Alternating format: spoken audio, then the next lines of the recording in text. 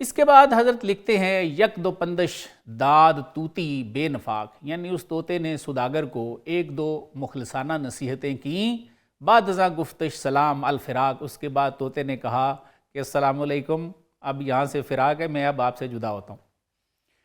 طوطے نے اور کیا کہا، الوداع اے خواجہ کر دی مرحمت، اس نے کہا آقا میں رخصت ہوتا ہوں، تو نے مجھ پہ بڑی مہربانی کر دی ہے، کر دیا زادم از قید و مظلمت، اس نے کہا تیرا بہت شکریہ، تو نے مجھے قید اور ظلمت سے آزاد کر دیا ہے۔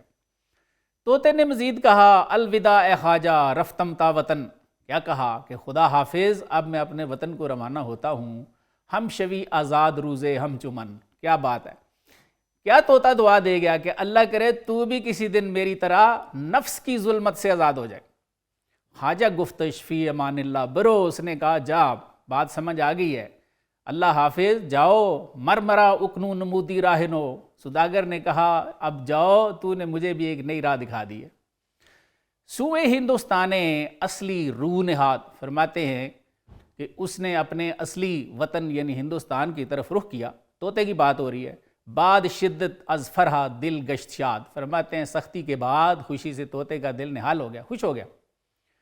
خواجہ باخود گفت این پندے مانست، سوداگر نے اپنے آپ سے کیا کہا، طوطا میرے لیے نصیحت چھوڑ گیا ہے۔ راہ او گیرم کہ این راہ روشن است، اس نے اپنے آپ سے وعدہ کر لیا کہ میں بھی طوطے کے راستے پہ چلوں گا کیونکہ یہ راستہ روشنی کی طرف جاتا ہے۔ سوداگر نے مزید اپنے آپ سے کہا جان من کم تر اس طوطی کے بود، اس نے کہا میری جان طوطے سے گئی گزری کیسے ہو سکتی ہے، جہاں چنی باید کہ نیکو پہ بود، اس نے کہا یقیناً جان ایسی ہی ہونی چاہیے جو نیکی کے راستے پہ لگ جائے۔ مولانا نے ہمیں طوطے کی نصیحتوں میں موتو قبل انتا موتو کا درس دیا ہے، یعنی مرنے سے پہلے مر جاؤ، جس سے مراد نفس کی موت ہے۔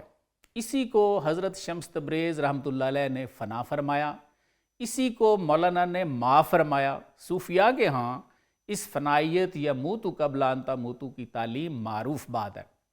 بعض صوفیاء نے تو یہاں تک لکھا ہے کہ اس موتو قبل انتا موتو یعنی مرنے سے پہلے مر جاؤ کی منزل پر فائز ہونے والا شخص عالم خواب میں اپنے آپ کو مرا ہوا دیکھتا ہے اور اپنے حساب و کتاب کی منزل سے بھی بڑی آسانی سے گزرتا ہے، جس کا مطلب صوفیاء یہ بتاتے ہیں کہ اللہ تعالیٰ عالم مثال میں ایسے نیک بخت کو دکھا دیتے ہیں کہ تیری عبادت و ریاضت کے صدقے ہم کل کو تیرے ساتھ یہ معاملہ فرمائیں گے۔